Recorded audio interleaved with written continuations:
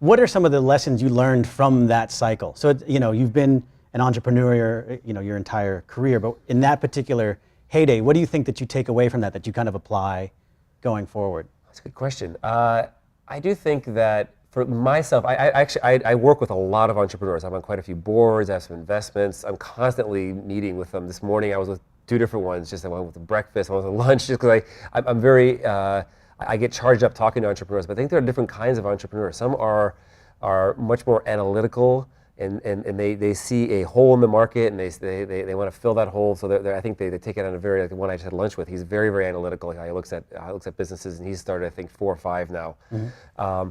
Other ones I think they're kind of chasing the money. So a lot of times they're kind of me too, to be honest. They just say, look, I can do that better, and I'm gonna, I can raise more money, or I can do it better than and they're doing it today, and so I'm going to build another social network, whatever, yeah. Or another social gaming. That's what the world needs. Yeah, another social gaming company. So whatever it is. So I think those people just say like, I can just, or that's where all the money's going. So I got to make a social gaming company because I can raise money, and it's got to be something. So I think there's that kind of entrepreneur. I think I'm much more of like, I'm just passionate about something. I really believe in something, and currently I'm looking at one of the companies I'm looking at starting myself is around. Kind of the real-time phenomenon on the internet, but it's not the Twitter thing. It's other real-time things that are happening on the internet, which that's all I'll say about it right now. Okay. Because I'm still kind of formulating it myself. Yeah. So I'm like, but I'm looking at it going, I've been passionate about it for years. I've been looking at like all the stuff that happens on the internet that is happening in real time, because whether it be user-generated content, or people making comments, or people posting stuff, or blogging, there's all this stuff happening. But I've been thinking about like, what could you do with that? How can you I think Twitter has inspired me and said, look, this is a great platform for a very specific kind of real-time interaction, but is more happening? How would you actually maybe package that up and expose it in a different way? I guess the best way to look at it. So I haven't even, like I said, I haven't formulated it yet.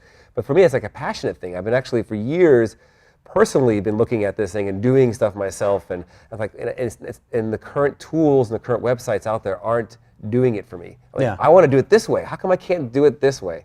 So then what's your process? So you're like, you're talking about you're passionate about something, so you really like this real-time idea, but at what point do you go, what's kind of the spectrum from where it kind of, or gestation from like an idea or a passion into something, hey, I can build a business around that? Is there an epiphany, or is there like a long build up to that moment, or? I think it can be long. Like Atom was I think a 6-year build up before I started AtomFilms. Oh, really? Yeah. So 92 when was the first time I had the kind of original idea for it, which was basically around CD-ROMs, around just alternative programming.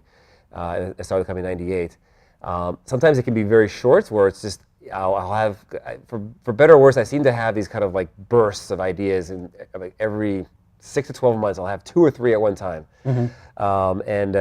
Often what I'll do is I'll do a little research, and sometimes, quite often, I find someone else is doing it, and I'm like, oh, they're doing it really well. I'm not going to do that. Or I'll do some research, and as I'm thinking more and more about it, I kind of lose interest in it myself. I'm like, if I get bored with it, then it must not be that good. Right. So what happens then is like this current idea I've actually had for a long time, and I kept shelving it, going, I don't know about that. And I keep coming back to it, going, oh, I like that. So for me, actually, the longer I have thought about it, it tends to have more value. And the next part I have to have is some kind of validation from kind of my peers. So I will actually tell quite a few people about it and say, what do you think of this thing? And because for me, I'm not a stealth kind of person necessarily. I think at some point you may go into a little bit of stealth, but I feel that ideas are really cheap. I mean, for me at least, and talking to a lot of people, I think I hear a lot, everyone has great ideas, but actually executing on it and figuring out how to make that happen and in what order you make it happen, that to me is the hardest part. And the hardest part for me, even, like, is one thing of this idea is like, if I'm going to make this happen, what do I have to do to make the next steps? But I think, so that's why I try to tell as many people as possible to get feedback and kind of formulate it better in my head before I actually get down and say, okay, I'm going to make a PowerPoint, or I'm going to actually, try to get some investment for this thing, or whatever the next steps might be. I have to get some kind of validation from my peers and someone out there.